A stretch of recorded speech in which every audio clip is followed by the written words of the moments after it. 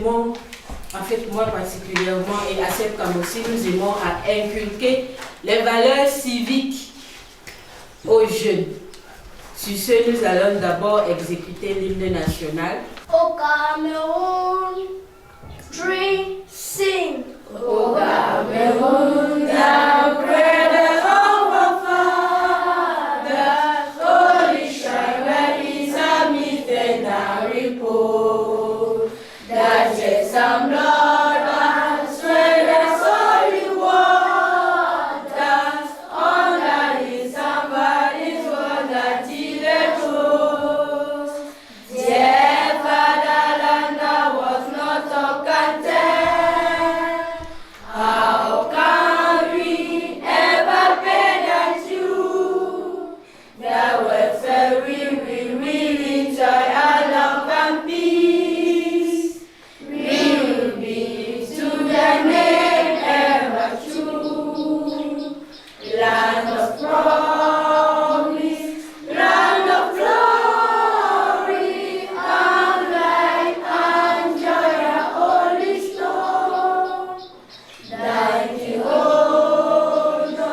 Thine devotion and defend Yemen forevermore.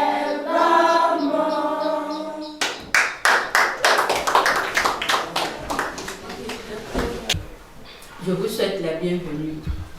C'est pas moi individuellement qui vous souhaite la bienvenue, mais c'est la CEPCAM, c'est-à-dire le bureau exécutif, les membres et les sympathisants au travers de ma voix vous souhaitent les bienvenus. On est ravis de vous accueillir. Vous êtes là pour 2 jours de formation. Nous voulons vous encadrer sur vous donner quelques outils pour combattre la drogue. Et qu'est-ce que j'entends par outil? C'est de vous dire qu'est-ce que c'est que la drogue. Pourquoi est-ce qu'elle devrait être négative? Parce que moi, je dois déjà vous dire qu'elle est néfaste. Et pour que vous et nous, on s'associe pour pouvoir combattre ce phénomène. Le séminaire que nous tenons aujourd'hui est intitulé « La formation des pères éducateurs pour la lutte contre la drogue en milieu jeune ». Et je ne sais pas parmi nous qui sait ce que c'est qu'un père éducateur. Vous aurez le temps de le découvrir. Peut-être que certains ne savent pas ce que c'est que la drogue. On a souvent entendu parler. Nous aurons le temps de découvrir tout cela. Donc, sentez-vous très à l'aise. Si vous avez une question à poser, vous levez simplement la main. Donc, vous êtes à ACEPCAM. Beaucoup se demandent c'est quoi ACEPCAM. ACEPCAM, c'est une organisation de la société civile. C'est une association. Comme vous voyez, Association culturelle d'éducation populaire du Cameroun. Peut-être que je vais laisser à Minette l'opportunité de vous dire de l'homme à l'âge ce que c'est concrètement.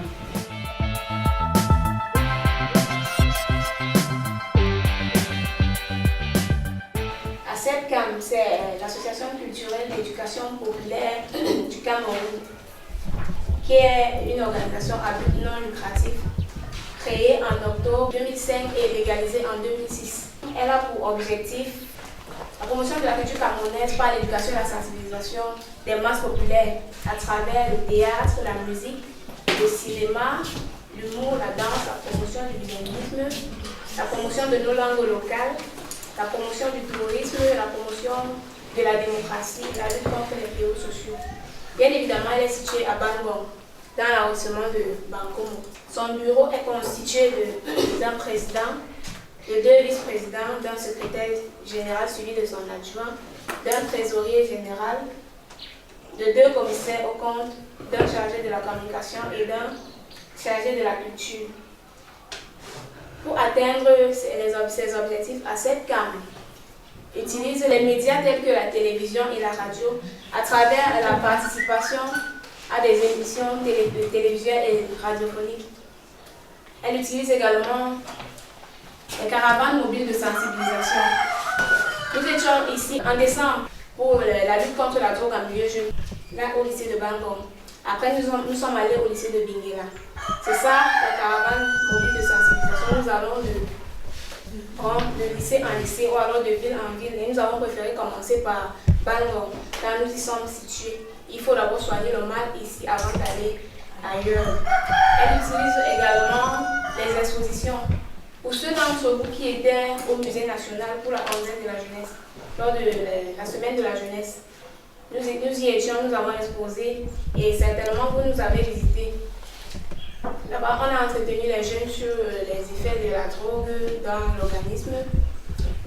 On leur a montré toutes nos activités. À cette cam également, utilise les productions audiovisuelles. Nous produisons nos films nous-mêmes. Et là, nous avons déjà à notre actif 6 courts-métrages et un long-métrage qui est encore en studio pour le montage. Tous ces courts et longs-métrages nous permettent de sensibiliser pour des fléaux qui minent notre société. Voilà, nous utilisons également des reportages et des témoignages pour mieux atteindre notre cible et des formations comme celle-ci. Là, vous aurez l'occasion de poser vos questions aux personnes ressources qui vont vous édifier sur des questions sur des points qui vous semblent un peu obscurs. Merci. Ah là, ça commence à venir.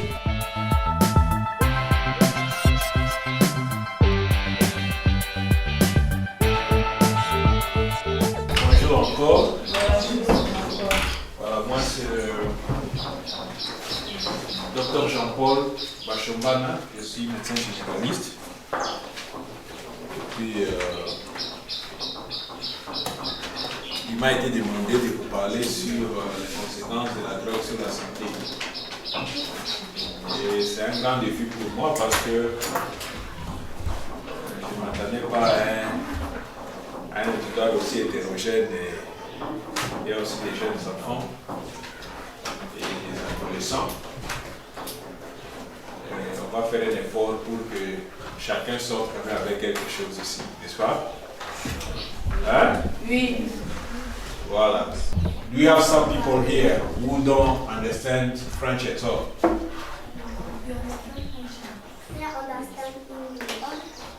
Only English? And you can understand French small, a bit small, right? So we can go with French. Hein? Are we okay? Yes. Vous pouvez me donner l'exemple des drogues que vous connaissez? Exemple de drogue. Oui. Hein? Oui, vas-y, sois libre. La cocaïne. La cocaïne. Est-ce qu'on peut applaudir pour elle? Tu as vu ça dans les films? Hein? Ça ressemble à quoi? Une poudre blanche, n'est-ce pas? Oui. Voilà, ça c'est dans les cinémas. Qui d'autre? Oui? La cigarette. La cigarette. Waouh, tu es très intelligente. On peut applaudir pour elle. Oui? La chicha. La chicha ou le chanvre chinois. On peut applaudir pour elle. Oui? Le tramol. Le tramol. Waouh. On peut applaudir pour lui. Oui? Une drogue, c'est quelque chose qui te fait dormir pour longtemps. Oh! Vraiment?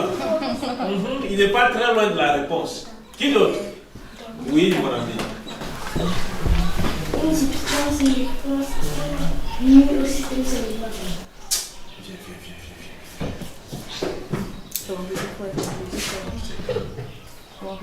Non, dis ça très haut. Tu as lu ça quelque part? Vas-y, parle très fort. Une substance néfaste qui nuit au système cérébral. Voilà. Vraiment. Donc, nous devons parler de la drogue et j'aimerais plus parler des addictions. Une addiction, c'est. Moi, je dis genre addicted. Yeah. It's someone that is used to drugs. Good. She says it's someone who is used to the drug. En français, c'est quelqu'un qui est tellement habitué à quelque chose qui ne peut plus s'en passer, n'est-ce pas? Hein? C'est lui qui fume. Quand ça devient une addiction, ça devient à tel point que quand il ne fume pas, il ne se sent pas bien, n'est-ce pas? Alors, nous avons deux types d'addictions. Les addictions aux substances et les addictions comportementales. Est-ce qu'on est ensemble? Les addictions aux substances, c'est par exemple la cigarette. Il y a des gens vraiment qui, quand ils ne fument pas, ils ne se sentent pas bien. Mais il y a aussi des addictions comportementales. Et l'addiction la plus fréquente chez nous, c'est quoi? C'est l'Internet, n'est-ce pas? Chez les jeunes. Hein? Il y a des jeunes qui sont sur les réseaux sociaux, donc tout ce qu'il peut avoir comme argent, c'est acheter les mégas, n'est-ce pas? Hein? Il ne peut pas s'en passer. C'est tellement fort pour lui. Ça devient vital pour lui. Parce que Dieu veut que nous dépendions vraiment de quelque chose à tel point que si cette chose n'existait pas, nous sommes malheureux. Hein? Dieu ne fait pas ça, n'est-ce pas? Vous savez les drogues que nous utilisons souvent parmi nos jeunes ici, n'est-ce pas? Laissons d'abord la cocaïne, là c'est en Europe. Est-ce qu'on utilise aussi la cocaïne ici? Hein? C'est trop cher, on ne sait pas avoir les moyens pour acheter pour ça la procurer, n'est-ce pas?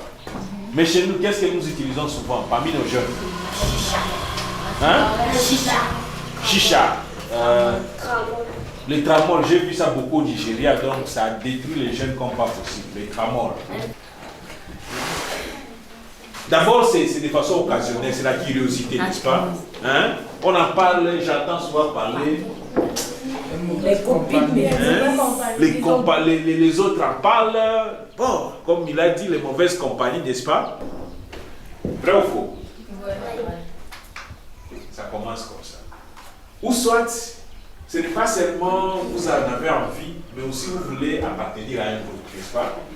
Hein? Les autres qui font ça, bon, tu veux aussi faire partie d'eux. Alors pour que tu t'identifies à eux, il faut que toi aussi, tu prennes un peu. Mais il est curieux, soit il est curieux. Il va un jour, on parle trop, les gens fument, mais qu'est-ce que ça fait? Moi aussi je veux fumer. Bon, on voit les gens boire, n'est-ce pas? Ils boivent. Oh. Moi aussi je vais essayer un peu voir ce que ça fait, n'est-ce pas? Tout ce qu'on a comme argent, tout comme on a comme économie, tous ces efforts, commencer à tout faire juste pour vivre uniquement pour ça. Et c'est comme ça que vous foutez toute votre vie en l'air. Est-ce que vous me suivez? Alors faites attention à vos curiosités, à vos petites enfants. Hein? Ça commence par là. Alors, nous allons parler de la première drogue. C'est l'alcool. Tu peux me donner quelques exemples de l'alcool que vous connaissez? Oui? Le vin blanc? Le vin rouge? Oui? C'est dans le vin. Ah, even in English. Ils ont déjà dit ça, oui? La bière. La bière. Il y a une substance, le principe actif dans l'alcool, c'est ce que nous appelons l'éthanol, n'est-ce pas? Éthanol, retenez ça. Ce que vous devez aussi savoir sur l'alcool est que l'alcool n'est pas digéré. Hein? Il passe, quand vous consommez ça, ça entre dans votre bouche, ça part dans l'estomac, ça entre dans les intestins et directement, ça s'absorbe dans le sang. Vous comprenez ça? Hein? Ce n'est pas comme les riz que vous mangez, ça doit d'abord être malaxé, ça doit être digéré, ça doit être transformé pour que l'organisme puisse en tirer des bénéfices. Nous parlons maintenant de l'intoxication, c'est-à-dire tu prends ça et le corps réagit mal à ça. Quelqu'un qui a pris ou qui a arrêté de boire, vous voyez qu'il commence à parler un peu trop, il commence à être un peu très arrogant, il commence à... Vous savez que ce n'est plus la même personne que vous connaissez d'habitude, n'est-ce pas? Il devient un peu quelqu'un d'autre. Est-ce qu'on est d'accord? Je J'aimerais maintenant parler des risques. Quels sont les risques qu'un alcoolique ou quelqu'un qui est sous l'ivresse? Vous pouvez me citer? Hein? Oui, on en a parlé, la mort, il court les risques de la mort, les accidents, surtout quand il conduit. Oui, quand il perd le contrôle de soi, il devient vulnérable, n'est-ce pas? Surtout des enfants qui ont des pères alcooliques là. Hein? Quand le papa devient ivre, il rentre, tout ce qu'il sait c'est quoi? Taper, injurier, tout le monde. L'alcool c'est mauvais. Je dis quoi? L'alcool c'est mauvais. Il ne faut pas trop aimer l'alcool. Hein? Je m'excuse d'en parler, mais c'est un fait. Beaucoup de filles ont été violées sous l'ivresse. Vous savez ça? Hein? Il y a un garçon qui te calcule là, il ne sait pas t'avoir. Non, viens, on va boire un peu. Et il te pompe, il pompe. Toi là, Il fait semblant de boire. voilà, il fait semblant de boire, mais il veut que toi tu deviennes ivre. Et quand tu es ivre, c'est fini. Nous avons fini avec l'alcool. Nous passons à la deuxième drogue. C'est le cannabis. Que vous appelez marijuana, que vous appelez le chanvre indien, n'est-ce pas? Ok? Vous voyez là-bas? C'est ça, non? Viens, Vous avez vu là? sors la voiture. Hein? Il y a ce que nous appelons l'intoxication mineure. C'est-à-dire, c'est les faire rechercher par ceux qui prennent le cannabis, n'est-ce pas? Quand ils prennent ça, ils recherchent ça. Qu'est-ce qui se passe quand quelqu'un prend le cannabis là? La personne devient ivre. Il y a ceux qui deviennent ivres, n'est-ce pas? Hein? Ils commencent là même à parler dans un état là d'ivresse. Ça sèche la bouche. Les yeux deviennent rouges. Vous comprenez? Les pupilles se dilatent. Et il y a maintenant des troubles psychiatriques. Hein? C'est-à-dire, ils commencent à voir des choses que vous et moi ne voyons pas. N'est-ce pas? Ils commencent à entendre des choses que vous et moi, nous n'entendons pas. Hein? Les gens qui prennent ces trucs trop s'exposent aussi à développer des cancers, n'est-ce pas? Notamment les cancers de poumon. Hein? Et vous allez voir que leur état général n'est pas bon. Vous voyez, Bob Marley, hein? Vous savez comment il est mort, non? Trop maigre. Et tout ce qui prennent ces histoires sont vraiment maigres. Vous voyez que le corps, ça ne va pas. Vous allez voir des grands consommateurs de chanvre, comment ils finissent par devenir. Vous avez vu? Vous avez les poumons normaux et l'autre côté, les poumons d'un tabagique. Vous avez vu? Hein? Vous voyez? S'il vous plaît, ne vous engagez pas dans la cigarette. Ok? Je dis et je vous remercie. Je ne sais pas s'il y a des questions. Vous allez poser vos questions et je suis disposé à vous répondre. Je m'appelle Alina. On aimerait savoir si le tabac, la drogue, ce soit si comment. Je m'appelle Paul. Oui. Je suis élève dans l'école de la 5e. Ok. Je n'ai pas beaucoup moins. Tu as quel âge? 9. Et donc, comme on écrit Oui. sur les paquets de cigarettes, Oui. que ça nuit à la santé du chemin, que ça procure encore. Menkae Fumofo, Daniel Fares. On fabrique la drogue comment? On fabrique la drogue comment? Je m'appelle Marie-Thérèse Blessé. Je me demande comment la drogue fait pour entrer dans le Cameroun alors qu'on est l'État refusé. Non, c'est Menkae Sénateur Alexandre. Ma question c'est pourquoi est-ce que les gens aiment trop fumer? Merci bien. que Dali, je voulais comprendre que si nous mélangeons le jus avec la bière, est-ce que ça pourrait aussi nous donner le cirrhose de foie? Les gens qui sont sous la drogue peuvent être soignés, c'est ça la question, non? Oui. Oui. Ça dépend de quelle drogue. Mais quelle que soit la drogue, ça c'est soigné.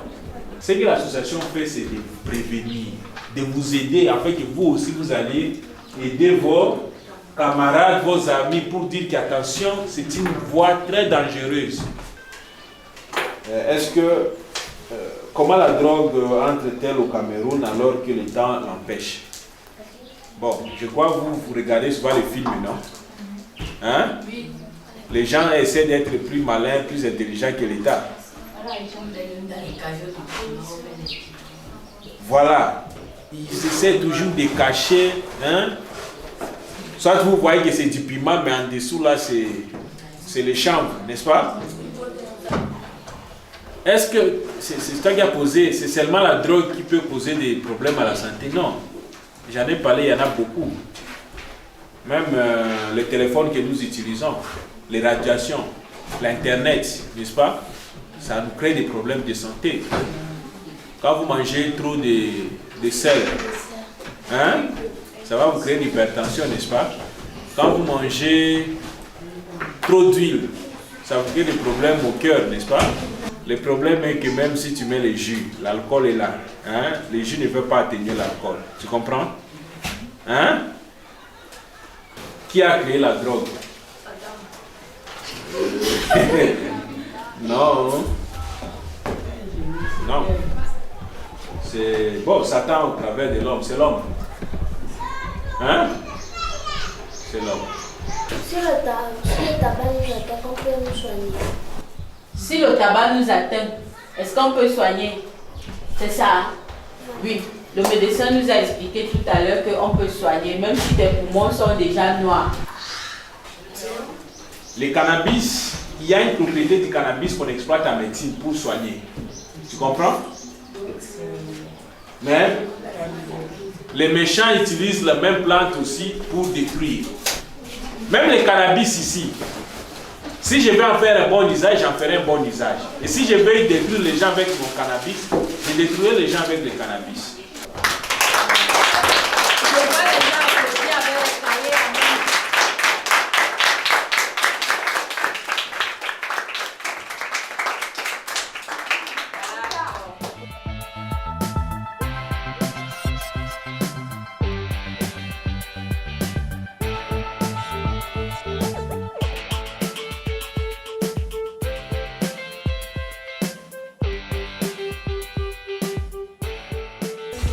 Je m'appelle Madame Pauline. Je suis le délégué d'arrondissement de la jeunesse et de l'éducation civique de Bankoum. Vous savez que vous êtes dans l'arrondissement de Bankoum. Vous êtes jeune. Là, il faut que les délégués arrivent. Après ça, alors, voilà.